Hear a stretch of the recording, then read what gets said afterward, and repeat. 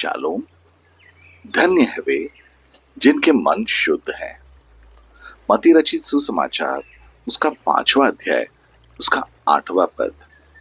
धन्य है वे जिनके मन शुद्ध हैं, क्योंकि वे परमेश्वर को देखेंगे। इस वचन में शुद्ध के लिए यूनानी शब्द है काथरोस। इसका अर्थ है स्वच्छ, दोष रहित। शुद्धता की अवधारणा के बारे में बोलते हुए अक्सर हमारे मन सीधे संयम या स्वच्छ, पाप रहित जीवन जीने की ओर ले जाता है। हालांकि ये चीजें शुद्धता को सटीक रूप से परिभाषित करती हैं, लेकिन यह सभी बाहरी अर्थ में शुद्धता है।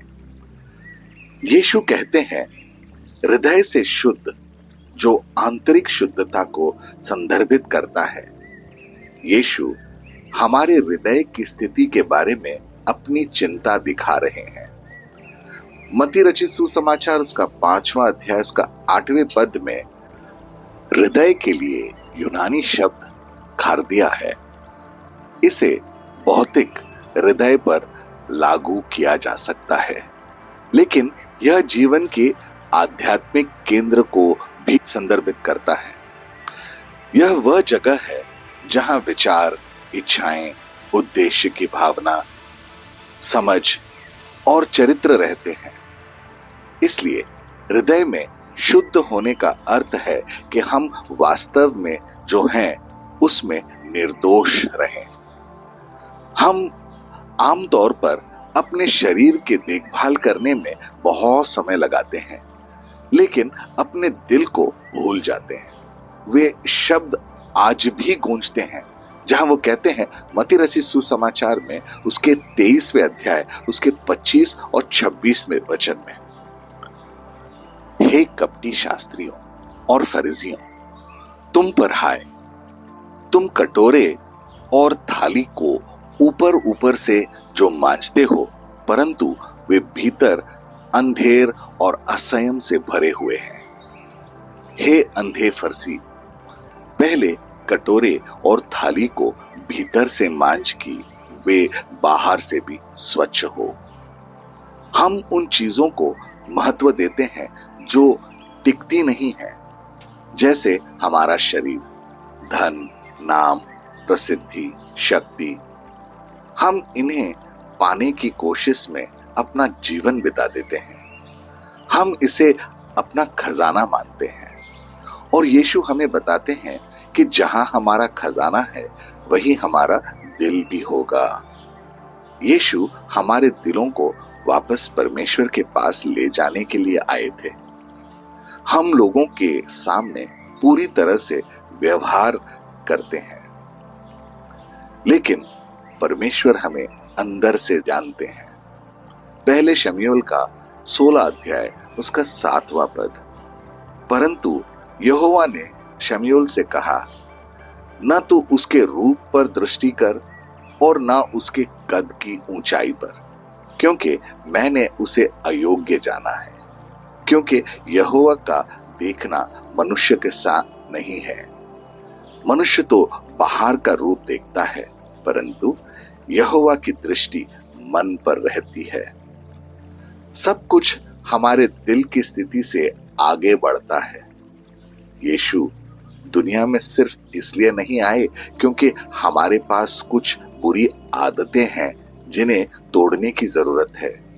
वे दुनिया में इसलिए आए क्योंकि हमारे पास ऐसे गंदे दिल हैं जिन्हें शुद्ध करने की जरूरत है। यूहन्ना बपतिस्मा देने वाले ने लोगों से कहा, यीशु पवित्र आत्मा और आग से बपतिस्मा देंगे। मलाकी ने मसीह के बारे में कहा कि वह शुद्ध करने वाले आग की तरह हैं। दिल से शुद्ध होने का मतलब है परमेश्वर के प्रति एकनिष्ठ हृदय होना। एक शुद्ध हृदय में कोई कपट नहीं होता, कोई छल नहीं होता, कोई छुपा हुआ उद्देश्य नहीं होता। शुद्ध हृदय प्रदर्शित और सब चीजों में परमेश्वर को प्रसन्न करने की एक अटूट इच्छा से चिन्हित है। यह व्यवहार के बाहरी शुद्धता से कहीं अधिक है। यह आत्मा की आंतरिक शुद्धता है। शुद्ध हृदय का उद्देश्य परमेश्वर की सच्चाई के साथ खुद को संरेखित करना और परमेश्वर के मूल्यों को बढ़ाना है। हृदय की शुद्धता एक चीज की इच्छा करना है, अर्थात प्रभु के चेहरे की तलाश करना। आइए प्रार्थना करें। दयालु और कृपालु प्रभु यीशु, यह शुरू से आपके बारे में रहा है। मुक्ति केवल आपके माध्यम से है।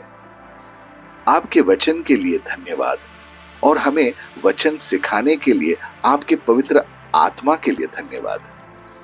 हे प्रभु, हमारे भीतर एक शुद्ध हृदय उत्पन्न करें और हमारे भीतर एक दृढ़ आत्मा को नवीनीकृत करें। हम जो कुछ भी बोलते हैं, सोचते हैं और करते हैं, वह आपको प्रसन्न करे। प्रभु यीशु, आप जीवित वचन हैं।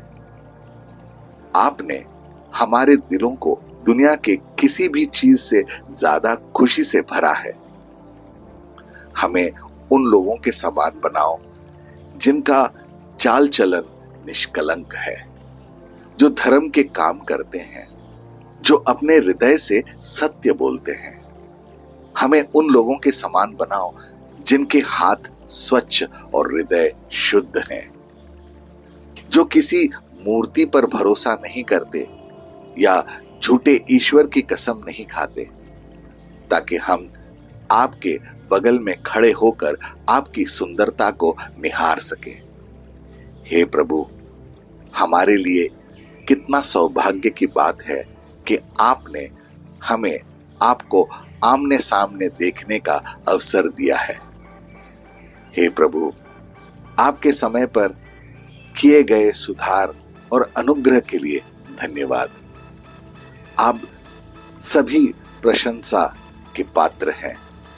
यीशु, आपके अनमोल और शक्तिशाली नाम में ये प्रार्थना करते हैं। आमीन और आमीन। अपनी दिन की शुरुआत प्रभु यीशु से करें।